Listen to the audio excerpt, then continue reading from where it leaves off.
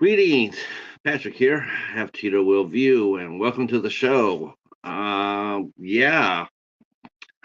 back. We could not do yesterday's show because our guest looked to be having COVID and was not feeling very perky. So we are going to reschedule Elaine Huntington. We're going to reschedule her for September 17th.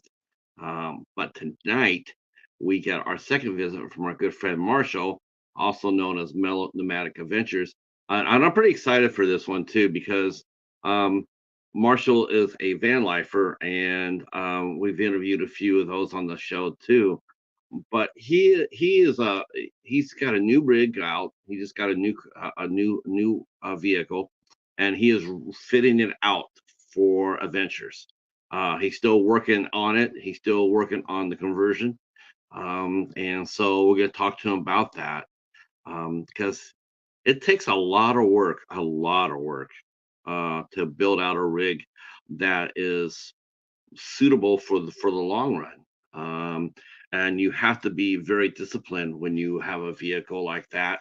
It's not just throw stuff in the car and drive to one place, and this is a house on wheels, which means you have to maintain it, you have to clean it, you have to cook out of it, you have to make sure your dishes have a place to go, you have to make sure everything has this place so it doesn't rattle all over your car, plus other things that we talked about before in van life. But it seems a little bit differently this time as far as that goes because before it's sort of like a lifestyle.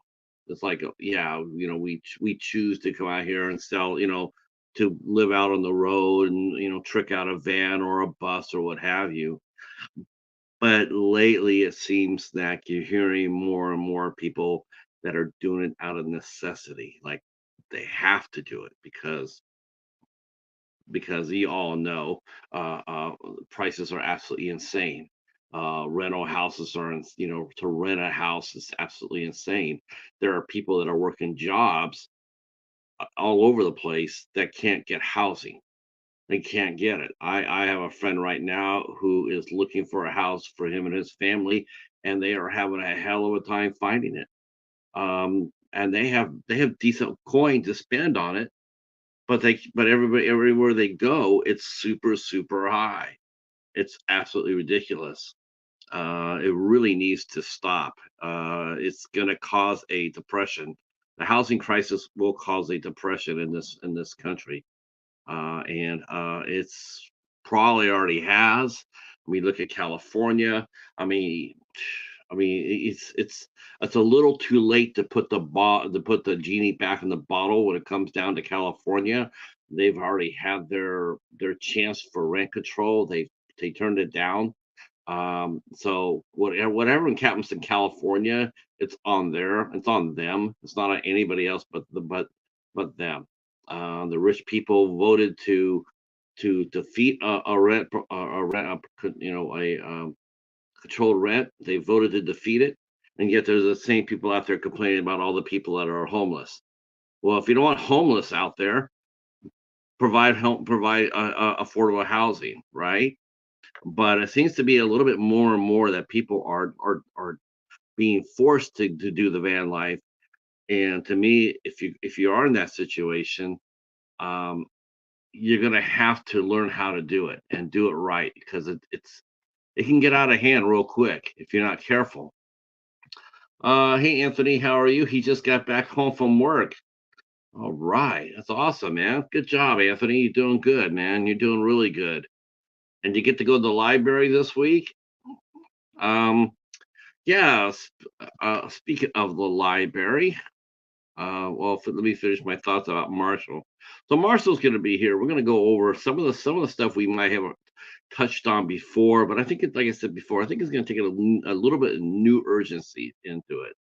Um, and we'll talk about the film industry too. It seems like Kentucky is starting to get bumping a little bit. There seems to be some cool things happening as far as that goes. The film industry has been taking a beating as far as slowdowns go, and studios shutting down or being absorbed or being bought outright. The landscape in Hollywood is never settled. It's not settling anytime soon. It's basically it's working its way up to it really is basically working its way up to two networks. It's gonna be Disney, and it's probably gonna be sometime down the line.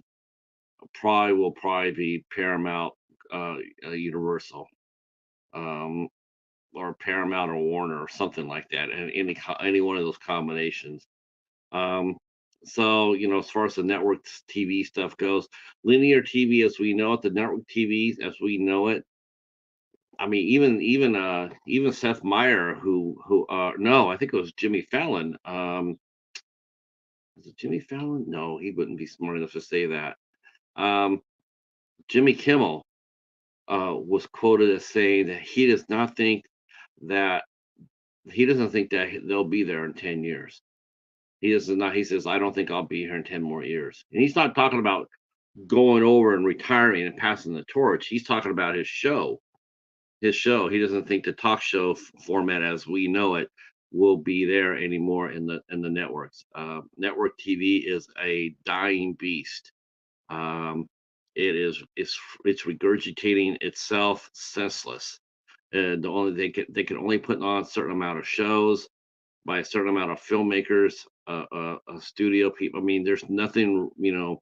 Anything comes out that has a pulse for a rating, it's gonna get a spinoff. You already had Fire Country, now you're gonna have Sheriff Country. You have multiple FBI shows. You have multiple Law and Order shows.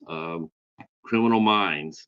It's just yeah, it's going to basically eat itself in about 10 years. They have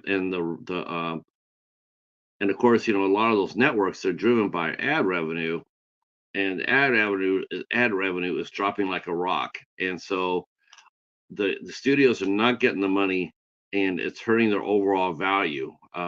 They both, I think Universal and Paramount both, or I think it was actually Warner Brothers Discovery and Paramount both did, I guess, a forensic audit, and they found that their studios are worth billions with a B less than what they thought they were. Billions less. Hey Joe, how are you? How are you? Glad you're here. Glad you're here. We're gonna have fun tonight. Um, real quick, tomorrow night we have poet Stasha. Stasha will be here tomorrow. Stasha Strange will be here tomorrow, 8 o'clock, and then next Friday at 4 o'clock. 4 o'clock on Friday, 4 o'clock, 4 o'clock. Just hit the notification bell. Notification, it says notify me. Hit that on your way out or on the way in. I'll be talking with Alexander Nevsky, Joe Cornett, and Tatiana Neva at 4 o'clock Friday. And we'll be talking about Taken from Rio Bravo. And we'll be interviewing those three right there. It will be a pretty much fast show. I don't think we'll be on more than an hour and 15 minutes or so. That's crossing my fingers. So get here early for that show. It's going to be a lot of fun. Alexander's a powerhouse. He really is. And Joe Cornett is a director on the rise. They really are. They're very formidable together. They're very creative. They get things done. And I saw Taken from Rio Bravo. Pumped. That's all I can say. If you like action, you like westerns, you're gonna like this movie. It's a lot of fun. There's a lot of familiar faces in it. Um, and I recommend it. If you haven't seen the first one in the franchise, that's Gunfight at Rio Bravo. I believe that you can find that at Tubi. You can find that at Tubi. You can find Taken from Rio Bravo. I think this must be like a foreign streamer because I've never heard of it. It's called Exmo, and I know it's run by Universal, but I had never heard of it until Alexander has sent me the link to it. It is a Tubi-like streaming service. They have it reminded me of Hulu. To tell you the truth, when I watched it, it reminded me of Hulu, where Hulu used to be free. They used to have two tiers. They used to have one tier that was free with commercials, and then they had one that you paid like $5 for without commercials, but those days are long gone. So that's what will be going on with us on Friday at 4 o'clock. So um, two really, three really good shows coming up this week. So I'm really happy about that. Speaking of the library, got a lot of nice feedback from folks who took the time to answer my question. Luckily for me, the professor saved me. Um, I went to the library last week, and for the second week in a row, I got Criterion's. I got Criterion movies, and I got one yesterday, and so I made my video for my for my haul, and I had a good one. Yesterday was pretty good. It could have been top two. It could have been top two. But I couldn't get the couldn't get the centerpiece for it. But I still had a really fun haul yesterday. Um, last week I got the last episode of an English series called Cracker, and our good friend Rick Malin, who's also on YouTube as Old AF Reviewers and also as an actor. Um, he had commented when I showed that I had gotten Cracker. He said that's a great show, and then he had commented in another stream. I saw him talk about Cracker in another stream, so I knew that he really. I only had heard the name of the show. The only thing I really remember it was two things, and this is just me, I guess. I knew it had Robbie Coltrane in it, and I knew that his character was like really. I know he was some psychiatrist, and his character was sort of like a Columbo, except that he didn't smoke a cigar; he smoked cigarettes. But he was sort of like a Columbo in that respect, like wearing a trench coat and just a fax ma'am and all that. I just have one more question. So that's how I knew about the show.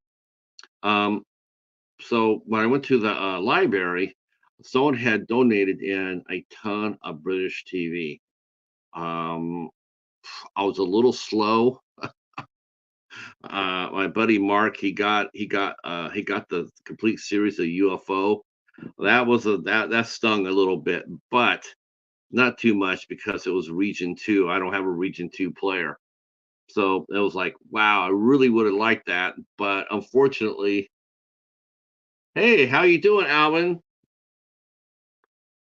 I went by your channel, and I gave you a sub. So welcome in, welcome in. I didn't mind it too much, because like I said, I had Region 2, and I don't have Region 2, and but but they did have the complete series of Cracker. They had all three seasons of Cracker, so I snagged that up. That was released in the US through HBO, so it was Region 1, so I got the whole series. Um, and I also got the pilot movies to the Murdoch Mysteries, which is a series based in Canada. So I thought I did pretty good. I thought I did all right. I got some other complete series as well. I got The Beast, which was Patrick Swayze's last thing that he did before he passed. In fact, he was dying as he made it. He had been diagnosed with pancreatic cancer, and he still managed to film The Beast. It shows in the series. You can tell that he's sick. I mean, yeah, he's not the so. But I got that. I had always wanted to see it. It only ran for 10 episodes on AMC. I always had wanted to see it. I didn't think AMC put it out. I didn't know that. I didn't realize that they had. But what happened was when Mill Creek came by, and they got the rights to it, and they released it. Which, thank God for Mill Creek. Mill Creek puts out a lot of short run series like that. So I got that, and then I got the complete run of Odyssey 5, which was another short-lived series that it came out on Fox. It starred Peter Weller, and it only ran for 19 episodes, but that was it. The whole series is 19 episodes. But I found that was a lot of fun. And then I got the first season of Damages with Glenn Close. So overall, I mean, plus some really good movies too, including another Criterion movie. I got the Criterion version of The Rock. The Rock came out on Criterion along with Armageddon. Michael Bay. I know, right? Saying Michael Bay and Criterion in the same sentence. I gotta tell you, that's really strange to me to say that because when you think of Criterion, you're always thinking of the elite. I personally love The Rock. That's my favorite Michael Bay movie, right? As far as action adventure goes, it's top tier. But it's top tier. But it's like it's not what you think of Criterion. You don't think of think of action and adventure when you think of Criterion. You always think of all those heavy, serious movies. Like I got Anatomy of the Fall the week before. That's what I'm thinking about. I'm thinking that. So, um, I got home and I decided to count up my Criterion because I said, "Wow, I'm getting a lot here." I have a little section for it right here, on my one shelving. So I did not think I had very many Criterions. I'll be honest with you. I did not think I had very many at all. Let me put my make sure no one's trying to ping me. Um, so I didn't think I have what someone did. I was thinking someone's going to try to ping me, and they just did. The doorbell has rang, so you know what that means. That means it's time for our guest to get here, which we'll go get him right now. All right, here we go. Please share us out if you can. Thank you for being here, and let's go talk to Marshall. Here we go.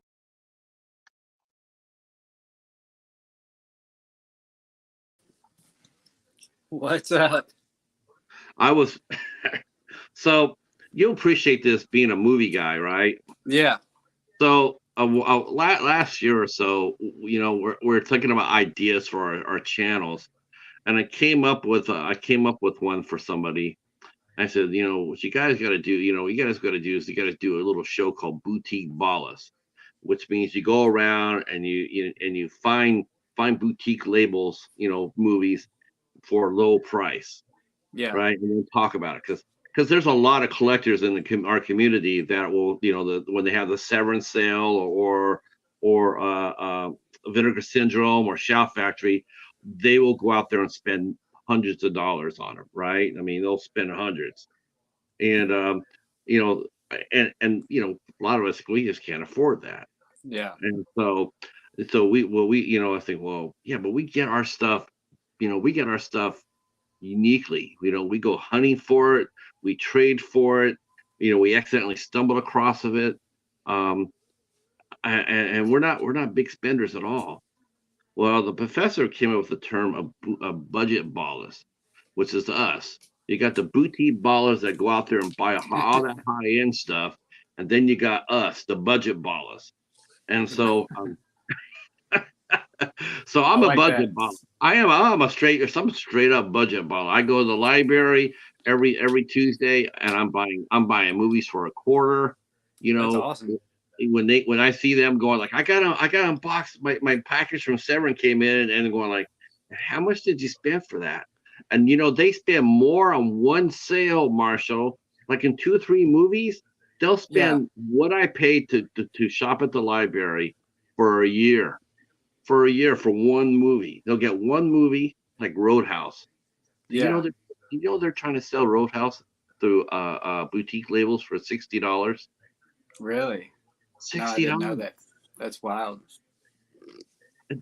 That you could have got that movie at a Dollar Tree not that long ago. Yeah. uh, so I got Criterions and I get them through the library, but like I got 37 of them now. Wow. I don't know how, yes, exactly. I don't know how that happened. I truly don't. I'm going like, I have 37 Criterion. How did that happen? So on my last That's a lot. video, I asked people. I says, how much of of a boutique label do you own before you become a boutique baller and not a budget baller? Because What do they I say? told, well, the professor saved me. Professor Macabro, he says, as long as you pay, you can have as many as you want. As long as you pay $5 or less, you are a budget baller. So, so I am a budget baller still. Thank God. Hi, Brene. Hi, Steve. How are you? How are you? Glad you guys are here. Yeah. Steve has been, geez, I almost feel like I should make him a co-host. He's been here so much lately. Oh, that's Um, awesome. it is. I am tickled to death that him and Lucas Boy are hanging out with us here on Eight Questions with. And I'm Yeah. glad you're here today too. Um, Well, thanks for having me here. First, I you wanted to know, say thank you. Appreciate it. you know, I, we talked about the van life before. This is your second time in, and I want to talk about your new rig. Um, but whereas before you and I talked before about van life being sort of like a lifestyle choice, make it seemed like I feel like in this discussion here we're having tonight, I feel like there's more sense of urgency in the sense that people are being forced into their vehicles Mm. more than last time. And Yeah, I think I'm sure, so. yes, I was going to ask you about that and talk to you about that because I'm thinking, well, if anybody knows about that, it'll be Marshall. Marshall will know that because you got your finger on the pulse. I mean, you talk Uh, to a ton of people. Well, you do. You yeah, talk to a ton of people. And I'm yeah, sure there are some people out there now that are living the life that because they have no choice. exactly. And it's always, there's always been those people who they didn't have a choice either, like years ago, and they've just kind of been out there doing it under the radar, not really for the Instagram and the YouTube world. Right. It's always been a thing, but now with these recent price increases on like rent, especially where you have these private companies coming in and buying entire neighborhoods and then jacking the rent up with no kind of Regulations. regulations on it. I mean, it's No, tough. yeah, no progressive oversight, Yeah, no hearings, no nothing. I mean, when Kamala Harris mentioned, she was going after price gouging, to me, I was just sitting there going like, what's about time? Because this has been yeah, going on since the pandemic. It yeah. was, it was like when the pandemic hit and companies had him, when they lost money because they couldn't stay open or whatnot. I understand that. I do. Yeah, The first year that we reopened up, I get it if you wanted to charge a little bit more, recoup your losses, so to speak. But I think after that year was over with, I think you go back to pre-pandemic prices and let people breathe because you weren't the only one suffering here. The companies, you weren't the only one suffering. Everybody yeah, else suffered too. It's like, and they had families to feed and jobs they lost and everything else. And it was just like it would have been nice for them to sit there, get, not gouge us, but just get your money back as much as you hmm, could, go back to regular pricing, and then you're not, might take a little while to catch up, but you will catch up. oh Now yeah, it's so bad. Now it's so bad that it's just, it's really, I mean, I have never seen so many businesses file for bankruptcy than right now, and it's their own damn fault. yeah, I don't really feel sorry for any of them. yeah, I just I feel like they overcharged, and customers said that I just can't afford it. And I'm sure that's out there in the community as well too. Your community as well, right? I mean, I'm saying your oh community yeah, because in terms of because it's all of us, but in yeah, your community, um, there was I remember you and I were talking, and you were in Arizona, and you were trying to get home. you're like trying to get home because the gas prices were super high. Yeah. I was like, man, I was sitting there like every other day. I was like, are you home yet? Are you home yet? You remember me going like that? Are you home yet? Are you home yet? Yeah. I'm on my way. I'm on my, but I was concerned, I really was. I was like, okay, he's gonna make it home, but the gas prices were so high. Um, but let's start this off with a happy note. I want to talk about your new rig. That's exciting. Okay. Yeah. So what happened to Carol?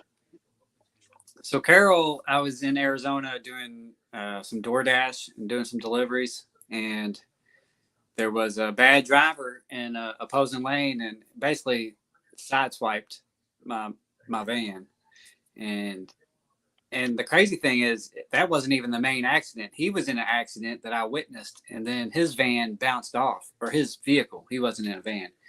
He was like in a sedan, but it bounced off, and then that's how my van was sideswiped. And because it hit the side door some, and then also the rear quarter panel, well, the side door is like fully electric, and that's apparently very expensive and difficult to replace. So they're like, we're just going to total out the vehicle. And so luckily, they paid me a little bit more than I actually paid to get the vehicle in the first place. So I kind of made a little bit of money on that and was able to get this new van. So that one was a 2013. I was able to get this one that's a 2015. So it's a little bit Okay. newer. Yeah, and it's a step up on the trim level. You know how they have different like basic models and then medium and like You the got a top model. you got a Dodge though, right? This time. Yeah, it's the same type. It was a Dodge Grand Caravan. Yeah. So what did it feel? I mean, yeah, it's I saw the video where Carol left, and Yeah. it really was sad. It really was, because you Yeah. think Put about that. it, you think about all the time and effort, that you put into your rig. Yeah. It's not just my car right there. It's a car. It's like I haven't really put much into it. It's not I haven't lived in my car or anything else like that. But for Right. you, you put your heart and soul into it to make it work for you. So when I saw it pull out, I was like, man, that's Hmm. not sort of that really sucks. Yeah. Um, It was devastating at the moment, but luckily I did the design in a way that it's all modular, so I was able to temporarily retrofit it to the new minivan and use it for a little bit. I actually went out to Arizona and went out to our Ironwood, Arizona meetup earlier this year, out in February, back in February. But then when I returned, I basically took everything apart: the bed from Carol, the cabinet. Like I took as much apart as I could, and I just reused the wood. I had to buy some new wood too, but I reused a lot of the wood, and yeah, I did a different kind of layout in this new minivan. So now you said you took Carol out for one last run, huh? Now what was the damage like in the accident? I mean, that's one of the things I always yeah, think of when I think of you guys, like because your car's not just a car where you get hit, you have so much stuff in the car. How did it stay? Did it stay pretty, impact? Did it stay everything that you had in Carroll? Did it pretty much stay where it was at? I mean, did it scatter all over the back of the van when the no, I accident? mean Yeah, it was not like he didn't hit me hard, but he hit it enough to dent in that whole side, but it wasn't enough to where like the door would still open. It was just bent, like it was just crushed in, and so I could right. still open the door, and I stayed out there like another probably 2 weeks in the van as it was wrecked and drove it back to Kentucky, and it did fine. Like it was still like a champ vehicle. It Dodge gets a bad rap, but I love my Dodge Grand Caravan, and it was still like doing great, and it had just hit like 200,000 miles, so like still had a lot of life in it. But because because of that door, basically, it was the biggest thing. I don't know the total cost, but it was enough to total out the vehicle, and so I just found a newer one local and paid cash, and now I don't have a payment on Right. the vehicle. So that's I love not having a payment. So that was what I was going for. So it worked out in the end. I got a newer van, paid less money for it, and had a little bit of money left over. And now I've been working on And building it out. But that was a yeah. whole nother process. But the Now, first now van. Now, What's that? was there two, emotions, when you got the new van? I mean, was it, was probably part of it was like bittersweet, like, there goes Carol, but then all of a Yeah. sudden there's the mad scientist in you going like, oh yeah, I got another one to do. Yeah. Yeah, was there that emotion too? Like it was sadness, but it was also like mad scientist, like what can I put in here what I wanted to do in the other one, but didn't get a chance to. Did you have that excitement around you? Like, I can redo this, make it better, faster, stronger, sort of like the $6 million man. Exactly. Yes, for sure, man. Like I I did a ton of research. So after I lost Carol, and there was some time in between where I didn't have any vehicle, until I found the new minivan. I definitely was like going through YouTube, looking at ideas, because in the other van in Carol, it was just like a narrow twin bed is what they call it. So it's super thin bed, big enough for like one person. And my cooking station, I had to like pop the hatch to get to it, the hatch of the back, like the rear door. And so I knew I wanted to make some changes just because I've had that set up for almost 3 years. So I took everything I learned from that setup and kind of chose, the things I had learned, and redid some things. Like I removed the seats in this one. And so I have a ton of storage now, which is really cool. Um, but switched the bed to a regular twin size bed. So it's much more space, and the bed is cool because it doesn't fold, it just slides into a chair. So in the day I can have it in a chair mode, and it's got a chair on, like if you pop the back of the van, there's a chair there, so you can sit there and look out in the back, or you can sit on the inside and there's a chair facing the front seats, you know what I mean? Right. And so that's something that, before in the other van, the space was more like a hallway, like it was from front to back, and I had a very narrow like bit of space. Whereas this one, it's a lot feels a lot more open because of the design. But it was definitely like mad scientist, because I was like, man, I can do so much cool things to this. So I actually combined. I found an initial design from this what is Eric Enjoys Earth, the YouTube channel. He had the design, but then now so many people, it's become so popular, others have done the design and done their variation. So I took like two or three his design plus like one or two other videos, and plus my own ideas to customize it, and I made a custom There's gotta be a there's setup. gotta Yeah. be a there has to be a lot of people that collaborate, and I mean, do people share ideas? I think I've noticed this a lot, and I think it's so cool, is that there's a lot of people that share a lot of information, like you and Greg and Tim. You guys aren't hiding what you're doing to your vehicle. You're like, this is what we're doing. Come with us. Come Yeah. see what we're doing. I think that's so cool. I think the open information is so unique, because a lot of people, they tend to hide. They tend not to, like, they tend to hide things that they've created or invented or what have you, and they keep Yeah. it close to the vest. But I mean, I look at, there's a lot of communities out there, that are open. They'll tell you things. They'll show you things like, here, if you're doing this, this is how I did it. This is how I did it safely. And I think it's really cool, and it's really special that the van life community in this, and because we're talking about them, Yeah. that work together. That I'm sure when you got Carol to Arizona, for the last meetup, I'm sure you got a ton of advice and offers to help. Oh yeah. Yeah. Um, the This last meetup though, I took the new minivan, so that was pretty cool. I was able to take everything from Carol and just transfer it over because of the modular design. So that was really cool to have like one last hoorah with the old design. And I was able to show it off to like some people who were at the meetup who they weren't at the previous meetups, and a lot of them had never seen my channel before, so they didn't know anything about the design. So it was really cool to like show that design off and give people ideas, and that one-on-one kind of experience there at the meetup is really cool. So, but yeah, I think it's important to share the information. I don't do as many videos as I should be doing. I'm trying to work on that, but my life's been kind of crazy here. But Tim does a really good job. Mo Bang for your bucks. He does a lot of detailed videos about almost every little aspect. Yeah. Whereas mine are kind of more of like an overview of like, okay, this is.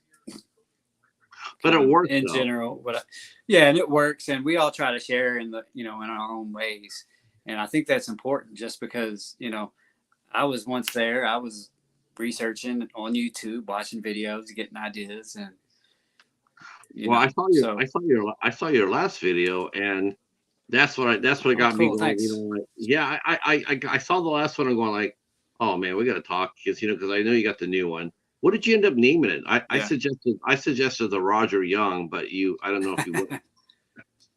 Or no, I think I said Gypsy Ring. I think I said Gypsy Danger. I think I told you to name it after Pacific Rim, but I don't think that went over. What did you name your new vehicle?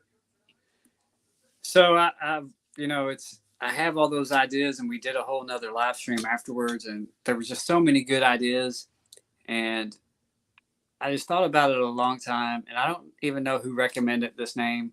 And there's actually another model minivan that has this name, but I feel like for my journey, that a good name for the new minivan camper is going to be Voyager for right now. Okay. Until I think of something different, I'm just going to call it Voyager because it's going to take me on voyages across the country. Well, really, the mission is to visit the national parks, and I've been to 4 of 63. I've got a long way to go, but that's the one of the pieces of the mission is to do that. So I just want to know how you're gonna get Voyager to Hawaii. Yeah, Hawaii. That one's going to be tough. I might have to do. You might have to do that. You might have to do that one by foot. Yeah, I might have to do that one by foot. And I think there's also one in Florida that I might have to do. Like I can only go so far in the minivan. One of the national parks there. Yeah, I think to go by boat. Well, isn't the Everglades considered a national park? I think something like that. I know they have several down there. Yeah, the Everglades. Yeah, I think the Everglades is part of it. Now I will have to tell you, and Betty's in the chat. I am Betty J. Gather. We both will tell you right here, right now, that if you do go to Florida and you go to the Everglades, you have to include one thing inside Voyager.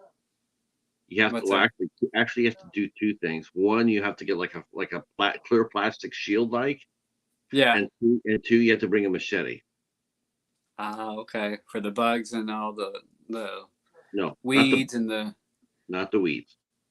Not the weeds, the insects. Not the bugs. Not for the pythons. Marshall, for the pythons. So you have to make sure because you don't want to get bit by one of those pythons. That's not a good thing. Not poisonous, but reticulated, which means they grab and they hold you. So if they get bit, you're going to be in trouble. So you have to bring a clear plastic shield for that, and you have to have a machete so you can take off this damn head. Okay. So why? Betty's like, oh God, no, yeah. See, so why Voyager? Because of was that because you're a Star Trek fan? Wait a minute, you are a Star Trek fan. Nice. Now I grew up watching like the old school Star Trek, but I never really watched. I was more of a Star Wars fan than the Star Trek when it came to the movies and everything. Okay, because there was a starship named Voyager. Yeah. Yeah, I do remember that. I remember they had a movie, didn't they? Star Trek. Not Voyager. The series Voyager. The series did, yeah. The Next Generation. That's what it was. Yeah. Let's see. And Betty says she stays close to nature. Yeah. She posted a picture the other day of a big ass alligator looking at her. Yeah, Florida. Yeah. Now, have you ever gone to Florida yet? I've been to Orlando. Yep. Okay. All right. I'd like to go back. I need to visit some other parts. But yeah, I went for like a week and it rained every day. And I was just that's one thing. I was a teenager. Yeah. Oh gosh, you haven't been in years. You haven't been in Yeah, for no, I didn't you go haven't back. been for 8 or 9 years. Yeah, just 8 or 9 years. I mean, it was just like, yeah, I just graduated You're a not teenager. so long ago. Yeah, yeah, Uh, uh, so, let's talk about some of the math scientist stuff that you put in that did not go inside Carol. So you touched upon some of that. Like when I watched your yeah, video, you had like a storage area, and you were putting in. I was sitting there, what's he gonna put in there? And you're like putting in the pipe, and you're putting in tools. I'm like, I don't know how he does it. How the hell does he get all that equipment inside the vehicle, and it all fits? It's not just it's I'm putting it there because I have room. You right. specifically designed it and you put it in there. How much effort does that go into? I mean, go walk us through the process.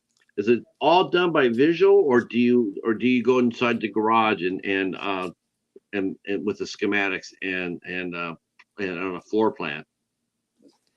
Yeah, that's a great question. I actually use free software called SketchUp, and you can go to their website, and then you can use it without having to download anything. Or if you'd rather have like the program on your computer, you can download it for like, if I guess if you don't have Wi-Fi at a certain time, you can still use it if you had it download it maybe. But it's a free 3D modeling software. And so it starts with just measurements of the blank van, and then I kind of do rough shapes like rectangles and squares and make a rough environment in the 3D space. And then I start creating the separate components. So I created the bed, what I needed it to be or look like, what size, and then the cabinets. And I did everything in the 3D space. There's less waste. There's no wood waste. There's less time spent like taking things apart because you didn't put it together right or didn't figure something out right. So everything's planned out beforehand. So I kind of take the same approach as I would take working in film, because we have to start with, like, of course, the ideas, but after the ideas, it really has to start with putting a plan into like a 3D, either that's a model or it's on paper, even just a sketch, or using some type of software where you can actually lay out the set in 3D. So it's the same kind of approach, because then once you have everything laid out in 3D, then it's super easy when it comes to the building part, because you already have all your dimensions and all the stuff. Of course, not everyone has that access to that. So pencil and paper works. That's how I started when my computer was broke there for a little while, and I just got pencil and paper and tape measure, and that's really all you need. Just do some measurements and draw some boxes, and kind of, it doesn't have to be exact. This is just to kind of give you an idea of how little space you have, because in a minivan, it's not. Of course, those big not RVs, those big high top cargo vans. You know what I'm talking about? The Right. Sprinters. Those Yeah. are awesome. That's what I wanted. But those were just out of my price range. So I already had a minivan. And so that's the approach I took with it, though, is just starting out, with a drawing, a sketch, a 3D model. And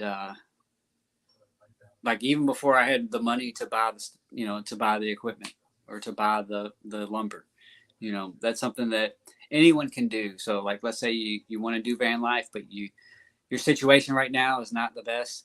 Just remember that you're never stuck where you're at, and just use that as a starting point. And everybody has stuff that they can start with, you know what I mean? So what I did is I started with all my camping gear from years of camping with my parents and family and friends.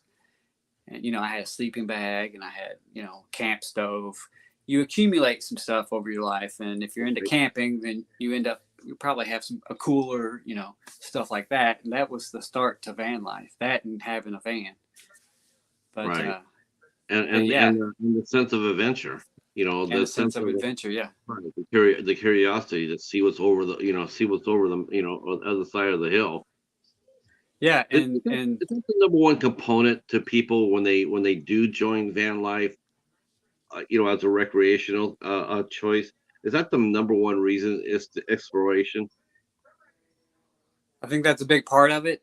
You know, getting to travel to places that you just never went before, but now you have sort of like this newfound excuse to travel, because you can travel so easily now and go to places like that, because living the van life, it's challenging. There's a lot of challenges to it, a lot of pieces, especially starting out. You might not know like all the answers, but eventually the more you do it and the longer you do it, you're going to get all those answers. You're going to meet people on the road, you're going to go to some of the meetups, and you're going to get ideas. And you're a lot of cool people that I met here in the chat. So thank you all for being a part of this journey with us, Patrick and I, and my Mellow Nomadic Adventures journey. But it's, you just keep building on what you're interested in. Like we were talking about earlier, for some it is a necessity. They have to go into the van right now. And I feel for those people, because in humid areas and hot areas it is difficult. You just have to try to get comfortable, try to save some money to better the situation if possible. Recently, with the film work drying up around here in Kentucky, I started exploring some of my other skills. So I've done a lot of website design and development, and like redesigns for different clients and things like that. So I put together a portfolio page, and now I'm starting to get some clients from that to kind of supplement the time in between these film jobs. So just, something you can do is just not rely on like one set of skills, but always try to expand your skill. That's very important on the road. I mean, if you can expand your skills while on the road, and let's say you're into photography, you could take pictures for businesses and sustain yourself, honestly. I mean, you're right. I mean, that's a skill you could take from town to town, Exactly. If you like to write, you could write and combine that with your photos, and you could start a blog, or you could publish a book. I mean, there's a lot of ways that you could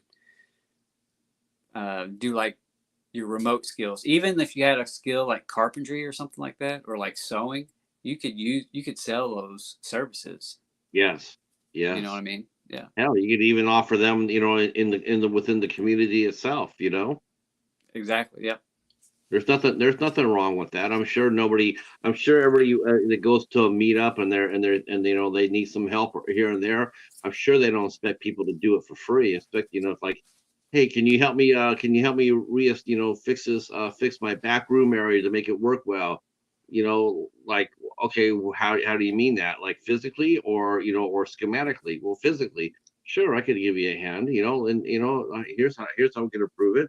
At the end of the end of it, it's still a job. You still did work, so you should get compensated for it. Yeah. And as far as the film work goes, I was talking about that, before you got here, how, man, it is rough. But you're fortunate because you are next to Georgia, though. I mean, Georgia has a very vibrant film community, so you're not that far away from work. But still, you like to be here. You like to be in Kentucky. There's reasons I have to be in Kentucky right now. So, I'm close to Georgia. Tennessee, they have lots of movies. The new Superman, they're shooting in Ohio. So, like, there's tons of movies, like, everywhere, if you're willing to relocate. Like, but, like, I shouldn't have to move from, you know what I mean? I shouldn't have to move. And so, there's a lot of great things that are happening here in the state with the films. It's taken, it took us a long time, and still a lot of people don't even know that they make movies here, which is kind of funny. But it took a long time to get the movies, as many movies as we have. It took a long time to get to that point, and then we had like the rug pulled out from under us, and so we've had to we made video. We made videos. I mean, this happened before the pandemic, though. This was in 2018. And so then you couple that with the pandemic, and then the writer strike, and then the actor strike, and then what else happened? AI. And then they think that they can use AI for everything and not hire. Who knows what they think?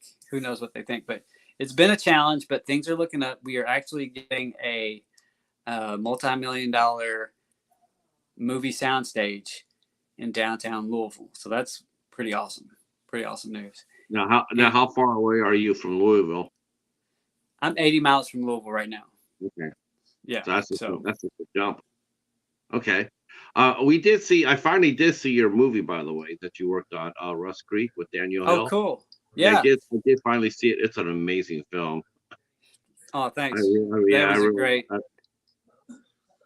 that was a great crew and cast. I mean, all around, it was just we were working in some crazy temperatures filming that. Mm. But yeah, that was a really cool uh, film that I was a part of. Yeah, that's a good one. That's a real good Yeah. one. We covered it on the IFC show that we do, and our friend Mary Wilson, she picked it out, and yeah, it was an amazing film. I was blown away by it. Like it's so good, so good. It's still a very very popular movie on Netflix. Yeah. Still, Yeah, it even is. today, it's still very popular. Um, I wish that I wish I don't know if there's a follow up movie in there or not, but I certainly would like to see Jim McGowan do another one and based out of there because I mean, yeah, it was a great film. Very, yeah, that's something to be very proud of. Yeah. Um, so Louisville, so the movie business will be picking up. So in Yes. between, in between then and now, um, what are you doing? Like, have you been? Because I think you put some books out. Didn't you write some self help books out for people wanting to get into the van life community? I did. I put together a I had a book I put together in 2020, an ebook, and it was like 18 pages, and it was like for someone who was just really interested in nomadic life, they could get. I actually titled it the Nomadic Life Starter Kit, and I give it away free on my website, mellownomadic.com. You can go there and put your email in, and you get it sent to you.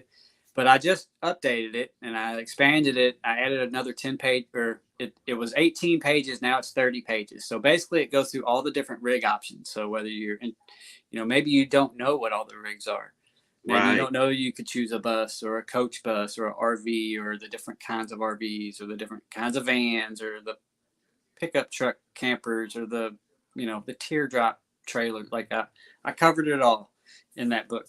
And so I just revamped that book, and then I last year I released a minivan camper conversion guide, which is yeah, an ebook as well. But that was I actually published that on Amazon, and so you can go and get paperback or hardcover. Um, nice.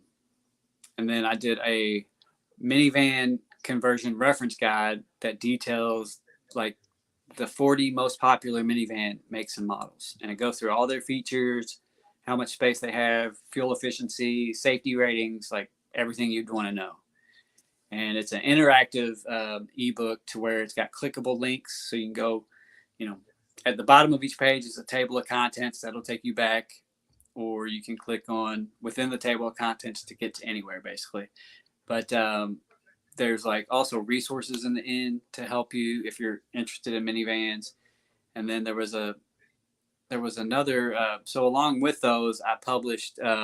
It's just a checklist that you can print out. You can print it over and over again, or print it, give copies away, or just print it for yourself. But it's a national park checklist, and they're in alphabetical order. And it just so I have that checklist, and I have a first aid checklist because believe it or not, not everyone knows what should go in a first aid kit, and so I have Right. a convenient first aid checklist, and those are just some of the examples of some products using a free platform called Gumroad. And anybody can do this. You can make, if you have knowledge, you can package it up using, Canva or any kind of, graphic design, Illustrator or anything you have, Microsoft Paint even. But you could put together your knowledge into a little book, and you can put it on Gumroad for free. And uh, you can even set up your own affiliate program to where if others promote your book, then they would get a small commission. So it's pretty cool, just the Gumroad platform. But that's one thing that I've been trying to do. Previously, I published 5 journals on Amazon, and these are just blank lined journals. And so I Now, have 5 journals. are these journals of your adventures or just are for somebody else? Yeah, for someone else, they're just blank inside. They're Oh, okay, lined pages. Yeah, I sure. designed the cool covers for them, and like one says dreams on the front, one says like journal. It's kind of generic, but there's different versions, and I plan to make others in the series. But right now, I just started with those 5, And so I have the 5 journals and then the 5 products on Gumroad. I have a feeling. I have a Yeah. feeling you're doing well with those. I mean, people are finding them. Well, I mean, I don't do a ton. I'm terrible at the marketing side of it. Like I'm trying to improve, but it takes a lot of Promoting the consistency. beat. Yeah, it is. It takes a lot of consistency and, uh, I share it, but then I feel like I'm sharing too much. But then I remind myself, not everybody sees every post you put up, so you just need to keep sharing. But Right. it's real life stuff has to take precedence most of the time. So it's like Well, yeah, but but the entrepreneurship, that you yeah, show, it is important, and people get inspired by that. And you're always cooking. You always got something yeah, on the stove. You're not just sitting there waiting to come for it to you. You're going out there and chasing it. I mean, I can't think of yeah, I can't. I mean, that's the best thing possible. And the thing about it is, what's really cool about it, it's all e-commerce. You don't have to yeah, be tied to a home base. You could take Voyager out and head on over and visit Steve and Lucas Boy, and yeah, and you're still making money. You're still, people are still ordering it. They're still, whatever. yeah. That took some forethought. Now, was there anybody that inspired you to set up the various, the various journals? And me, I think offering the book for the van life, I think that's amazing. I Yeah, think, cool. Thank and you. yeah, I think because you and I talked about that before. I was talking about, to me, some of the risk about being van life is the injury aspect of it. Like Yeah, what do you need? Because I don't think a lot of people think about that too much. They don't yeah, think that they need a first aid kit, or if they go into Arizona, or like North Carolina or Kentucky, to yeah, bring a snake bite kit because you're yeah, in snake territory. No one thinks about that. They're like, yeah, or if you go into the desert, make sure you got two big things of water available. And let people know where you're at. And if they haven't heard back from you in a certain amount of time, I means you're in trouble. I mean, yeah, people don't think about that until it's too late. Like, did I call anybody? Did anybody know I'm out here? And I, I brought a little water with me, but it's almost all gone, and I'm like miles away from my rig. Um, yeah, there's a lot of things that people they don't think about until they're actually in it. Um, so I think that, putting out the book and encouraging people to be smart about it. I mean, not only is it a good, I mean, how are you giving that away, or are you selling that? the free one is the Nomadic Life Starter Kit. It's like the basic. It's a 30-page ebook now, but it's actually in the back. It's got a list of like how to find free campsites. My favorite apps I like to use to find free places to park and free campsites. But I also give away um, 20 income stream ideas that you could do where you don't have to be like tied down to a location. So these are ideas. A lot of the ideas that are listed are ideas that I'm actually trying out myself. So like Amazon Associates program, which is their affiliate program, anybody can sign up for that, and you can share Amazon links. And if someone buys through your link, Amazon pays you a small commission. You don't have to have like any crazy number of subscribers or anything. You just sign up and become an associate. Well, And I know your YouTube channel is monetized, but yeah, yeah, that's I've I've seen. Hopefully, you're getting more money than a lot of my friends are, because I've seen some of the money that they're not getting. Like this, one guy, he's got like, I got like all this. I got, he's got all this watch hour time and all these views. Like, man, that's really good. And he says, YouTube earnings $26. I'm like, wow, you did all that for it's 26 tough. dollars. Yeah, It's rough. no, It's rough out there. And that's and now part of and what. now What's that? it's rough out there, because now YouTube is putting all these AI channels out there. And they're full of shit too. You see all these AI channels, you can tell instantly they are. And they got all of a sudden all these AI channels got 150,000 subscribers. You're going like, no, they don't. You just gave them that and put it out there. No one's ever heard of this channel before. It's an AI channel.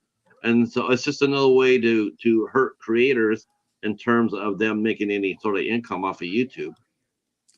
Yeah, and I felt like that for a long time with YouTube, and after the first year of working really hard on the YouTube and making sure I was trying to go and support as many people as possible and go to everyone's live streams as possible, putting aside my wants or desires for what time and what day I went to live stream. I was always like with someone else's lineup, not from my choice. I was just, and I thought the one thing you guys had really going on, and I wish it would come back, because I do think it was a very effective show. Was First Fridays. What's First Fridays? First Fridays. I thought that was really effective because thanks. Because you, Steve, and Greg were coming on there, 45 minutes. It was Ron, not Steve. I think Steve might have been a guest before, but it was Ron Sees America and Greg. Is it Ron? Okay. I just think you guys gave so much information out there and kept it going and kept it fun, but there's a lot of information out there. I thought it was really smart. I thought it was a really smart play, and it was a really well done collaboration. I was going to ask you what happened to that, because that seemed to be really working really well for everybody. Well, it was fun and it was awesome while it lasted and everything, but it's a culmination of everything that we've talked about. Film industry dying, freelance filmmaker probably doesn't have a lot of money, and it was costing me money to do the show. And there's only so long I can do things for or pay to do something that if it's not generating any. I was having to pay like every 3 months. I was having to pay to do the show. We all were, and that's how the show worked. Oh, because of StreamYard. No. So we would do the trivia with the twist, and the winner got a $20 gift card.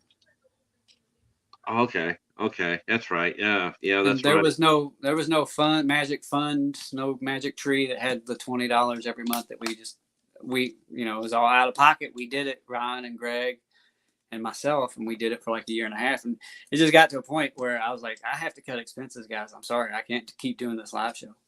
Even though it sounds dumb, $20 every 3 months, but that's just one of the issues. Again, not having the time that I wanted, or the day, or the, it was fun for the time that we did it, and I enjoyed it, and I appreciate the support that everyone showed. You know what I mean? No, it was just time for me to like not do a live stream for a while. No, yeah, because you were out there quite a bit. I mean, you were very high profile. And I was there everywhere for a long time. Oh gosh, that's exhausting. And that's why, and going back to our YouTube monetization thing, it's just, you see that it's not all the time and effort you're putting in, and it's like, $30 or whatever it would be, $26, your example. It's discouraging. It's already hard enough to put yourself out there onto the YouTube and show your face, and everybody's like, oh, no face YouTube advice. Like, why are you not wanting to show your face on YouTube? Show your face. That's your superpower. It's unique to who you are. No one else can replicate that. Good Lord, please don't say that. That's gonna make me just like totally like hit the. Oh shit! Don't say that. Say what? No superpower here, Marshall. Well, it is. You've created your own. I should grab the Cheetah. I've thought about that. Like, man, if there was a way I could have the Cheetah sit there in my space and have him be the one, I could be back there doing the interview, but he'd be there when he'd be the face of the show. I would do it if I could get him to do it. Welcome to the show. Here's your co-host, Paladin, the Cheetah, and then I could be off to the side, off camera. If I could get away with that. Super. No, people don't want. I mean, they might enjoy it for a little bit, but they want to see you. They don't want, that's what the whole channel is built on. I agree. You know what I'm saying? I agree. I mean, it's weird how that works, right? Because you do want to like, okay, so like Steve can agree with me here. We all go to Steve's live on Monday at 11 a.m., right? Yeah. You know what we're all there for, right? We're there for Steve, right? Yeah. No, we're all there for Lucas. Lucas is a ham. He's a ham. Of course, we're there for Steve. Um, but you know, it does help though when you have a dog or a cat. Uh, let's see, people that support you want to see your face. Yeah, I agree with that 100%. I tell that to people too. I tell that to people. I says, you know, that's why. I mean, I've had people want to come up there and co-host the show or they want to be on the show. And I'll sit there and say, that's no problem. There's two things that you can't. There's two things I require. Um, One is no smoking on camera, and two, you have to show your face. Yeah. As long as you're willing to do that, I'll be happy to have you on. Though I did give a green card to one director filmmaker who I had to help him out, man. 'Cause he was so nervous. I said, yeah, go ahead. And my buddy Mitch down in Louisiana. Shout out to the Bog Man. Yeah, but otherwise that you're right. You're right. You have to people when they see you, but because you come across as so trustworthy too, Marshall. That's the thing too. People trust you. People like you and they trust you. And I like being liked, but I'd rather be trusted. You know, and I think that people do. I mean, when you go out there and you put out your information out there, you're not looking to make money. You're looking to make sure that they stay safe. And I can't think of a more, you know, that's why I put down in my description, you know, I put my tags down here. Yeah. One of the tags I used was compassionate because that's one of the words I Oh, use when I thanks, think man. about you. And I'm sure everybody in the chat will agree with that. That's just not me. That's coming from them as too. You know, if when you go up to people and you sit there and say, Marshall, what's the first word that comes to mind? Friendship, loyalty, compassion, knowledge, sharing, caring. You know what I'm saying? And trust That's me, awesome, man. I've asked that one word. Describe a person in one word, and I keep track of that. And I'm telling you, those are the words I hear when people talk about you. Oh, And well, yeah, that's awesome. yeah, your live streams are missed Yeah. for sure, but people understand. They Yeah. understand. You have Uh, a life, and you have to. Yep. Hi, you know, love. and How are you? I yeah, I need. love you. I need to go here and real quick take care of the chat here because you and I have just been Yeah. ripping it up. And let me see here. Well, we're talking about. They're talking about Tim and Betty. We're talking about going to about in Florida. And Tim says. He says. He goes. See, he says, not if you're there in March. I didn't even see one alligator. I guess it's not warm or humid enough. Tim, Huh. I can tell you this. If you can't see the bottom of any body of water in Florida, don't put your foot in it. Florida, you know, Florida took a while. You drive the whole state. Yes. And Betty's lives down in Florida. It says it is hot and humid here. And I put down says I wouldn't put my foot in any lake, Tim. I don't care what time of year it is. No, thank you. I, Yeah, yeah. I've heard that about Florida. Brene says she saw a couple of gators when she was visiting. Yeah, that's one thing you're gonna see. You're gonna see gators. Also, pelicans, egrets, ducks, limpkins, and coots. I don't know what limpkins and coots are, but they sound a lot nicer than a gator. But I was she said, but I was brave seeing them in the truck. Yep, I don't blame you. See, people fishing that lake too and throwing their nets. Yeah, I've seen that. What are some of the craziest things that you've seen people do? We were talking about this the other night of how people were they're getting all banged up in the Northwest because they always want to take pictures with buffalo Oh and yeah. bears. What's the craziest thing you've seen, or stupidest thing that you've seen somebody do just to get a selfie?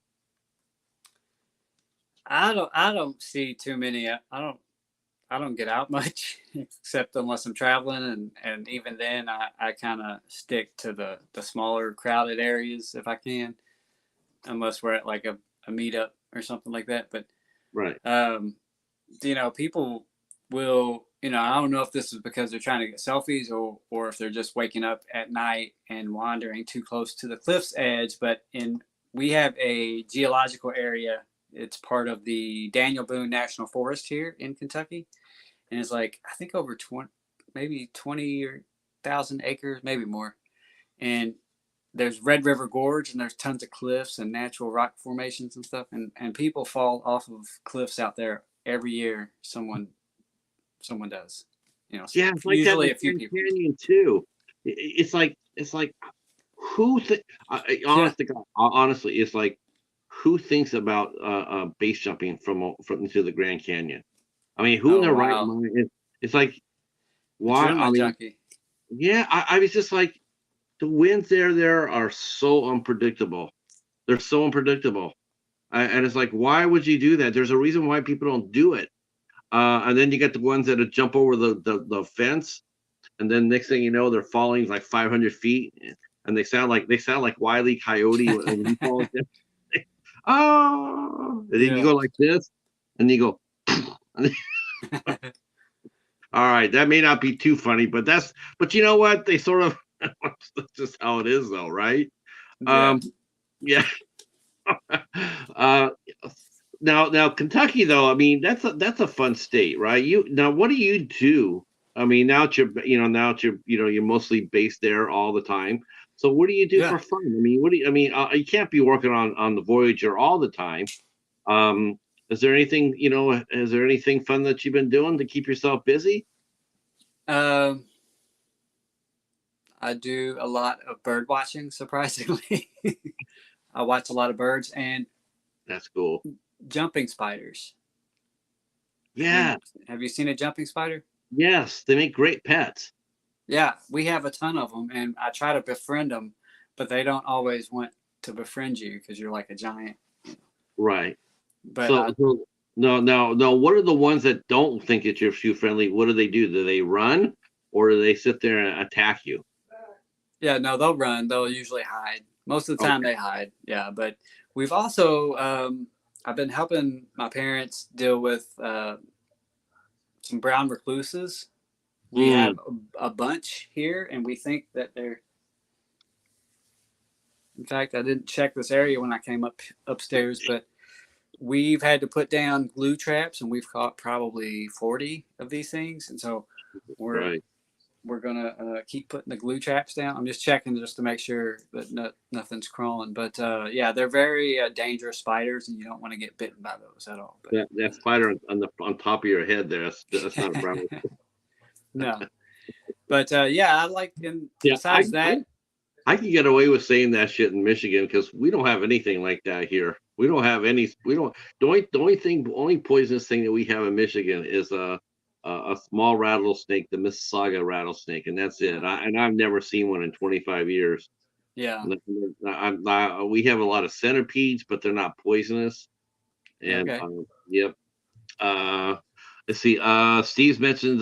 Yeah, Steve says. I learned something new about Marshall jumping spiders. Yeah, there's a lot of people. There's a lot of people that have them as pets. They are You really know, cool. I just got invited. My mom was telling me about it. Actually, there's a whole Facebook group, and it's got tens of thousands of people who show off their jumping spiders, and there are some really interesting looking ones. Now, jumping spiders, they don't make webs like other spiders, so Mhm. um, you know. And in fact, most of the time, they're more scared of you than them. They have like two giant eyes, and sometimes they have four eyes, but they're just really interesting looking creatures out of all the spiders. Um, yeah, Yeah, and they make great pets. I mean, I've seen people with yeah. them in the hand. I mean, it's like no fear. It's like I'm not sure if they bite or anything like that. I just know that I see them and I'm going like, that's really damn cute. Yeah, they I've are. seen. You've seen them? Yeah, I've seen our friend Haley, Gory Bee movie. She has jumpy spiders, and she'll have them on her hands. She's had videos of her on her hand. They'll be crawling all over, and the little legs, the little flap up they have. I guess they put the Yeah, little tail up or something like that. Oh yeah, yeah, I've seen that before, but I've never seen a brown recluse, and I'd rather not see one of those. I'm yeah. You okay don't with. want to see. You don't want I've to see seen one of those. no, I've They, seen black widows. seen Black Widows. I had nightmare fuel from one time seeing a Black Widow. Yeah, I'm good. Yeah. Uh, So like Steve mentioned, yeah, The Black uh, Widow has that red spot. yeah. Well, a brown recluse has a violin on its back. It's Well, it's in the shape. It's like a spot that's in the shape of a violin on its back, and that's how you can tell. well, if I see one, it's not gonna have a violin on its back. It's gonna have my shoe. It's gonna have my Yeah, shoe. that's the best thing to do to those type for sure. Yeah, the other What thing was about it is too, you have to worry about because I mean, because Lord knows I've seen this too. So like I know we're talking some weird shit here, but we're having fun, hey? right? So I've seen my cat eat spiders. My cat Oh, nice. he's eaten spiders. Um, I saw him once cut a centipede in half with his paw. He flashed it with his claw. He cut it in half. That was really bad. That was like that's disgusting. I'm going, that's disgusting. And so seeing them do that. So um the meetups. What are the meetups like now compared to where they used to be? Are they Hmm. seem are they far more organized than what they used to be? And in doing so, does that take away the fun of a meetup when it's like organized versus just like, hey, we're gonna meet here, for a few days. Come on in if you can. I feel like an organized event really, like, okay, like you have to like I've seen some people say that they have to sign up to do a meetup before they can go inside of a group. To join a group, you can't join a group unless you sign up to go to the meetup. Right. Has Yeah. that sort of mentality hurt the meetup as we know it? I can't speak on that as much. Our the meetup or the Facebook group we have for the Ironwood meetup, it doesn't matter if you're going or not. You can join the group. But yeah, I think some people on Facebook probably just want to have it to where it's the people who are actually interested in going to the meetup. I think that would limit like some of the interest because some people might want to check the group out first a little bit before deciding if they want to go. So it could limit some attendance to the ones that do that. But I think the best way to do it is a hybrid approach because a meetup without anything planned whatsoever, eh, I mean, some things may happen, but without any type of like ideas about, oh, these are the 10 things we could do, without having those ideas, then probably not a lot of things. You wouldn't have as much, you wouldn't be able to do as much stuff, I think, because Um, some things you need to plan out. Like if you're going on an excursion, you might need to set that up and have transportation and things ready to do that type of event, like a little off-road excursion, for example. So I think finding a balance to where it's not like 5 million different things scheduled on each day. Maybe have one or two things, and that's it, and leave the rest open. And that's kind of the approach we took. Is yeah, there was like a major thing every day. Like one day we had live music, one day we went and seen the petroglyphs, another day we had a potluck meal together. So I think if you can, if you do plan stuff, kind of keep it uh, not, don't make it overwhelming. Is what I'm trying to say, basically. Um, you touched something in there too that I want to talk to you about too, because that's also so important to you as well. You touched about music. Now, have you been playing out, or you still play, don't you? Still make music? yes, I still play. I've been playing. That was another thing I was going to say. You were asking about what I do. What do I do when I'm not working on the van? I I pick up the guitar, and I've been trying to pick it up every week. So the ukulele, it actually has a fracture, Uh-oh. What happened? and I don't know exactly. In my travels in Carol the Caravan, bebopping around, hanging there where I had it, I guess just over time, it weakened the neck area. I just need to glue it and clamp it. I just haven't got there. So I've been trying not to play it just because it is not 100% right now. So I've just been playing guitar and loving it. trying to just stay fluent on it, going through chords and songs I enjoy, and considering doing some live streams where I'm just playing music, playing songs. I think people really dig that. Yeah, I think a lot of people miss you. yeah, They miss the live stream. I mean, you saw what happened when you went live. You had like 25, 35 people inside your yeah, chat. I mean, it's like, and they really enjoyed it. It was, whenever you went up, everybody showed up. yeah, It's like that with Steve too. When Steve yeah, goes up on Monday mornings, I mean, everybody shows up. It's really fun to see. yeah, Brene mentioned here, individuals choose what's good for them. If an organized meetup is good for them, great. If organized, just come and meet. That's also great. Yeah, I like that. I sort yeah, of like the early days of, I like the early days of the meetups when it was new and fresh, like it was the first time they were doing it, the first few times. Now people get there early and they set up like a little marketplace and everything else. And I'm just thinking, man, this seems to be like a flea market, and I'm not really some there of for that. them. Yeah, some of them. I've noticed that now that you're saying that. I've Yeah, noticed some of them, especially which I'm not. Hey, you do yours how you want to do it, but some of the communities really do embrace that. Hey, I can make merch, and yeah, that's great if you're creative like that, and you can have that. But sometimes at a meetup, I just want to get to know others and hang out, and not have the pressure of like, oh, I gotta buy something, or right, I gotta right. do something. Yeah, they have all, it's like a street fair in Yeah, the desert. It's like, you know, I don't know. It just doesn't seem right to me. It's just to me, I like the idea of exchanging ideas on the voyages and the locations and the yeah, vacations and everything. That sort of thing. Tips. Where van lifers are welcomed, where they're not. That seems that more towns are passing those laws. It seems like like rapping on somebody's window and moving them along, and it's like, yeah. dude, they're in a parking lot. They're not hurting anybody. If Hmm. you came there and he had trash around their car, I'd totally be sitting there knocking on their window too. But Yeah, good van lifers, the ones that are professional, that understand it, man, they're the cleanest people. You never know they're there. When they're yeah, gone, you have no idea they're ever there.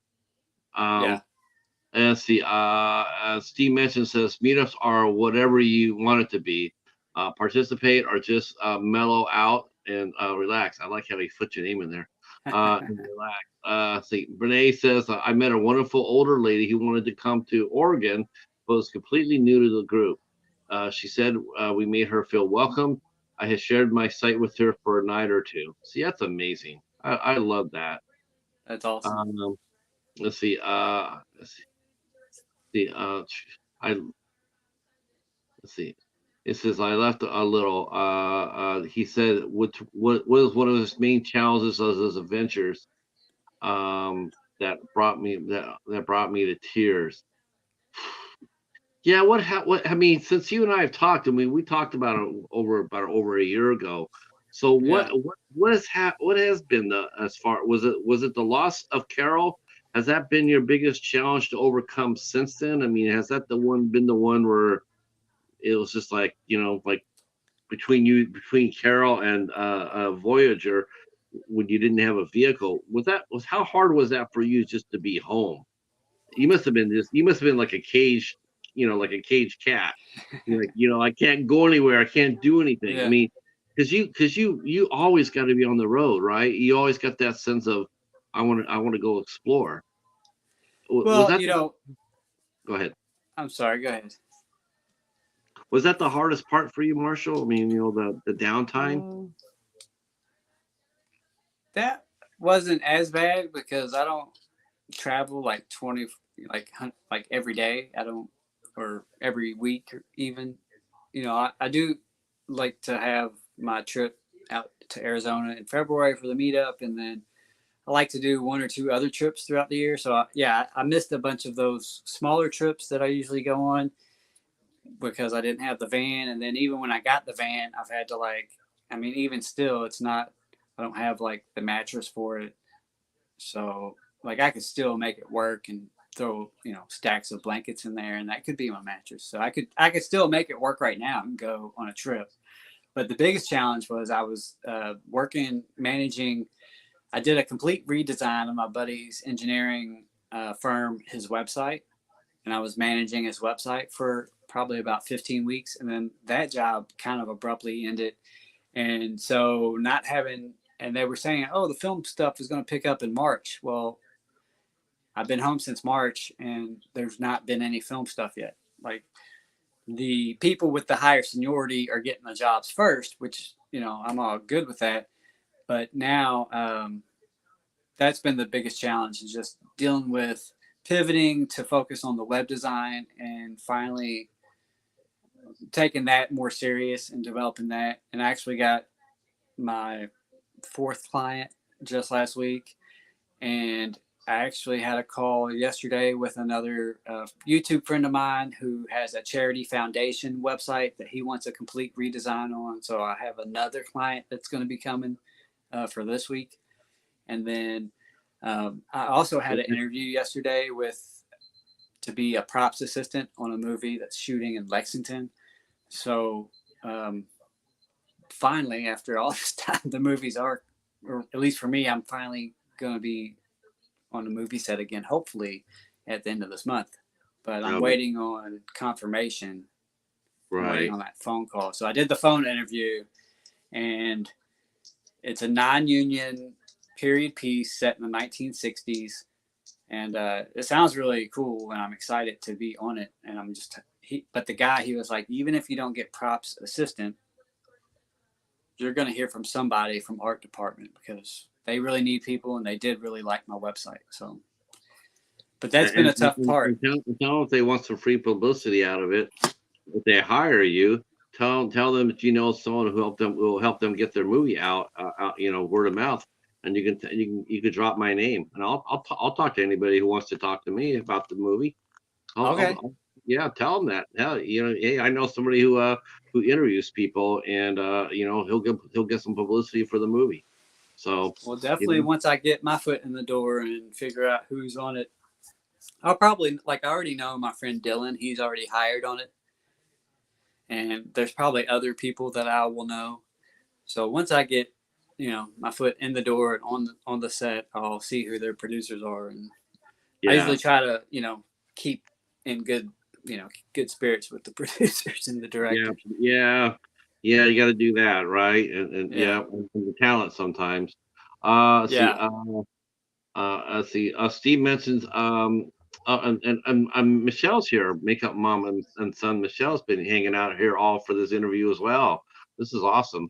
I says, I enjoy showing people around Ironwood. We look at Native American petroglyphs, old mining sites, and cemeteries.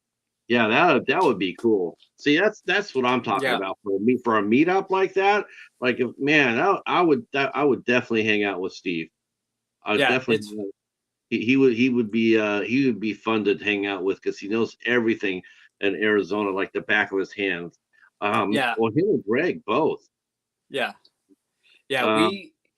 We lucked out, or I lucked out. Like, I ended up, it's been a crazy road, but because of YouTube and the power of YouTube, I met Greg. I was seeking out someone who lived in Arizona, specifically in the city that Greg lives, because I have family there. So, and I wanted another excuse to go out there, and ended up meeting Greg, and we ended up becoming friends through emailing and going to each other's live streams, and then ended up planning the meetup. And then we got Steve involved, and he had that great spot, knew about the Ironwood Forest. And it's been really cool to watch that meetup grow. The first year, I think we had less than 10 people. And then I remember that. Yeah. And then the second year we had almost 40 people, I think. And then last year we had over 80 people. I don't know the exact numbers, but it just keeps growing. And, a lot of people who were brand new to the lifestyle, they're like, we had no idea this even went on. Just talking about a meetup in the desert, because it's really an interesting experience, because you're in the middle of the desert, the Sonoran Desert, and there's no electricity, no lights. No, it's like almost like Burning Man. Yeah. You go out there, Burning Man, they have, everything is, everything's all trucked out there, generators and what have you. It's not a town. There's no electricity. Yeah. But seeing more and more people though at the same time, I think that's going to be, like I said, I think that's going to be natural because Yeah. more and more people are going into the van, whether they like it or not. Yeah. Let's see. Renee mentions Patrick. Patrick here had Michael. Oh, yes, that's right. That's right. That was a fun show. We had Michael Bean on the show. Oh, cool. Michael Bean's doing he's got his own podcast now. Oh, okay. Yeah, I didn't know that. yeah, he launched his podcast with his son. It's not bad. It's pretty fun actually. It's Cool. pretty fun. Yeah, he popped up there and said hello to us. We talked Cowboys. Um, So what's next? I mean, other than that one job, I mean, what's next for you as far as Voyager go? What's the biggest thing? What's the next project that you're going to try to complete on it? And will you be posting pictures of Voyager on your Facebook? I put your Facebook group on here. And oh, Okay. by the way, thank you again for your support. I know I don't put on. I don't. I know I don't. I only put in the only shows I feel like that you would actually approve of. It's like, all right, well, Marsh should be all right with that. I mean, I know I can put in any band, any band I can put in there. I know he'll okay with that. But as far as that goes, I try to make sure that the interview will have, or the show will have some relevancy, something in common with the group. Because you're Yes. right. I mean, so I don't post every single show there, but I do post the ones with music, uh, like poetry. I think because there's some people like creative writing. Yeah. Um, yeah. No, I appreciate you being a part of it and a participant in the group. And I know, we had that talk about some of the stuff wasn't as relevant, and I thought that it was, And you're maybe and not. you're right, and you're absolutely right. I Uh, have, it's like, yeah. I mean, there are some things that I was putting in there that probably nobody was looking at and going like, yeah, I'm going to be doing that show tonight. That probably wasn't going to happen. So I get it. I definitely yeah. get it. Um, but you know what? You know how it is. So when you promote and you try to promote, you go anywhere where you can. Yeah. And I've actually been trying to work harder on my group too, because it's like I have a group, but I really haven't been working it as much as I should. So I'm Yeah. trying to do that as well. And that's sort of like you sort of inspired that as well. So I appreciate it. I appreciate Oh, it. well, thank you for that. Uh, Greg, and have you talked to Greg lately? Did he finally complete his truck, his box van? I mean, did he finally complete it? that I do not think. I don't think he's completed it 100%. I mean, are they ever really completed to 100%? Um, we talked. We had a private backstage exclusive, just the three of us meetup organizers. Greg and Steve and myself. We had a private live stream the other night, and so I did see Greg there, and we decided on the dates for our meetup, which is February 7th through 10th this Okay. year or next year. So that'll be our fourth annual Arizona Ironwood meetup. Will be February 7th through 10th.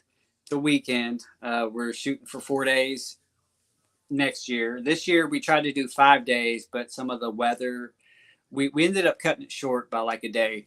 So we were like, let's just aim for 4 days next year then. And so, yeah, so that's the last time I talked to Greg, was just probably last week. Okay. And Yeah, I I still had have, not. I just haven't seen if he got his. I didn't know if he got his huge project up and running yet. I was hoping that he had. I'm really looking forward to seeing it. I know that I think he was over. I want to say the last time I checked, I think he was like 75%, 80% done with it. yeah, he's getting close. I know last time I had an update about his box truck, it was he still had a ceiling to put up, and he Okay. still, I think, was going to add solar panels, more solar, and Okay. another box on the back. Now, like so, like a van. And speaking of van, and we're talking about van life, how people are. I'm not sure if you saw this or not, but did you see who was putting back out a van, of iconic van? They're Was putting it it out like new. Volkswagen? Yes. Did you see? You saw that then? I What did you did. think what did you think about that? It's an interesting redesign. It's exciting that they're going to come out with something, geared towards the van life community. So I think it's something to keep an eye on and see what type of price they price point they put on it, and Right. see what some of the early reviewers are saying about it. And you know look, I mean, it's definitely worth looking into. See, I know when I had a Volkswagen Jetta, it had a 10-year, I think it was a 10-year 100,000 mile warranty on like the powertrain and like the major component, like the major stuff. Little stuff like water pumps and all that, it wasn't as big of a warranty, but that was always something cool I thought that Volkswagen did. It was a pretty nice warranty, I thought, which I did have to use the warranty when I ran over I was doing like 70 on the expressway and ran over like some kind of debris in the road, and it just ripped down the center of my Jetta like a can opener. And I mean, it ripped gas tank and oil. I mean, it was everything. And I was without it for like a month and a half while they redid it, and then I ended up trading it out because I was like, I don't want this wreck thing anymore. Well, But no, no. yeah, I if they put a good warranty on it, I think, and if it, I feel like they're kind of the some of the pioneers of the van life, because their little bus they had, or I call it a bus. It was really just a van, right? right. Back in the day. It really was. Yeah, the English had all those all the time too. The caravans, I think they called Yeah, them. Yeah. yeah, I saw that. I immediately thought about that. Asked, talk to you about that. When I saw that, I'm like, oh my gosh, they're putting out a brand of, because my parents had a Volkswagen van. oh, They had cool. one. Yeah, they had it. They actually had a yeah, it was probably early late '60s. They had theirs was like '68 or '69, and it was a beast, man. It was a war horse. Yeah, And so, yeah, I just thought I saw the van and going like, I don't know what's the last time I saw actually a brand new van being released. I can't remember any because I didn't think anybody did vans anymore, other than the little work vans that are yeah, pretty popular. So that's again, I think that's because the market is sort of like I think they introduced it because I think they noticed that more and more people are going that way. So why the hell not? Come out there with give somebody like instead of having to tear up a van, to convert it, we'll just make it one for you that's designed to go camping right here, right now. You could drive off the lot and be a van lifer. yeah. The It's lot. pretty cool. Yeah, Yeah. yeah. I'm Let me excited go to back. see them. Yeah, it would be as long as the price point's fair. But that's what are the chances of that, right? Yeah, Yeah, thank you for being here, Ringo. I think his name is Kyle. So thank you for being here. And yeah, yikes about your Jetta. yeah. That was scary, but Steve had a Volkswagen back in the hippie days. Yeah. Hmm. Well, okay, Marshall. And our time has rocked through. I know it didn't go by right fast. on. It went Yeah, it by fast did. this time. Yeah. So I guess the next thing I'll ask you, the last thing I'll ask you is, when are you gonna go live next? Do you have any planned lives planned? Nothing. Well, I don't have anything scheduled. I do have lives planned. Like Mhm.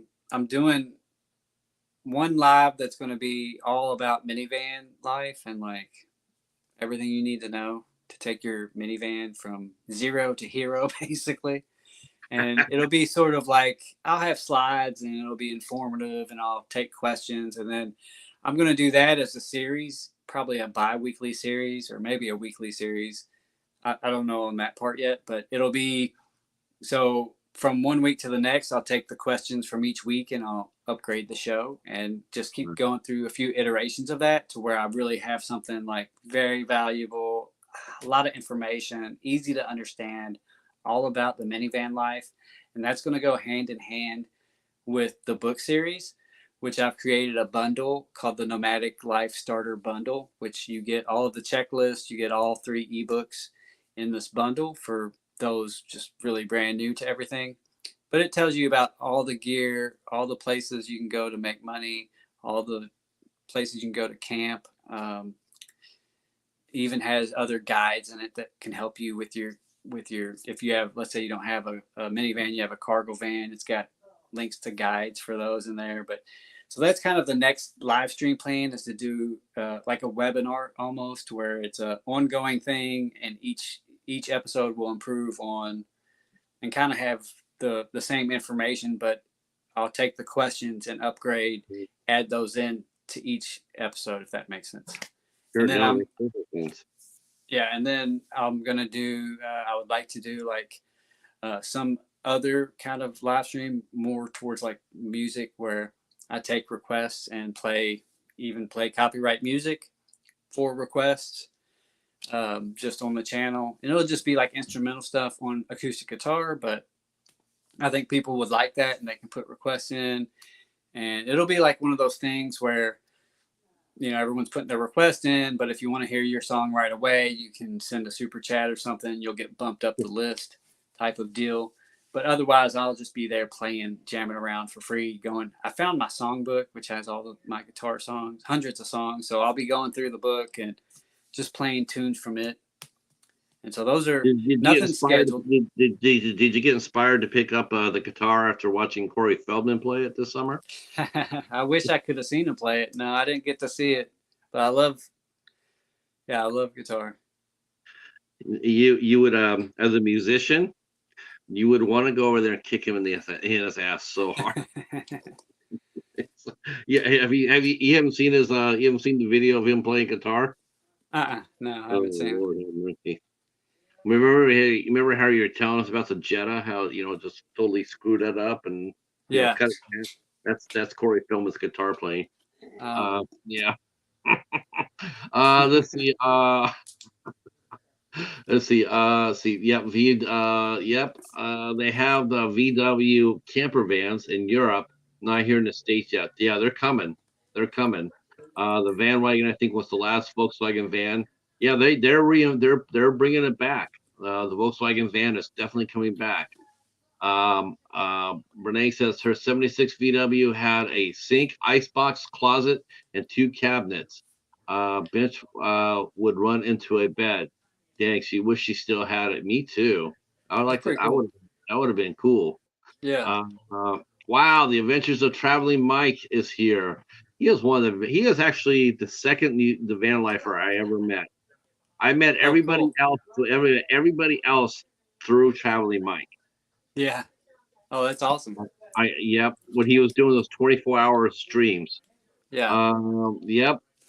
See, Marshall's website has information about all the vans in the market and which ones are rated the best. That's excellent information to have. Thank you, Steve, for dropping those links. Yes, I appreciate that. Wouldn't drive in the winds though. Freak me out. Yeah, they're top heavy. I agree. They're pretty scary. Still are actually. Yeah. Well, I tell you what, you guys came in. Those who missed the show, you could turn on and watch the replay and catch all of our discussion. But for right now, we're going to go ahead and wrap it up. And I want to say thank you to the chat for coming out and supporting the show. I appreciate it so much. I wouldn't be here without you guys. We will be back tomorrow night, Marshall. We will be back tomorrow night as we welcome in poet Stasha Strange will be here with us at 8:00. That's how you like that, a writer. So awesome. I'll be able to promote in your group tomorrow. See, I'm nice. Yeah, that's right. Yeah, she'll be here tomorrow night at 8:00. There will be poetry read. If you're in the creative mood and you're into the poetry mode, please come by and check that out. Otherwise, Marshall, stay right where you're at for one more minute. And right now, I'm going to say goodnight to the chat.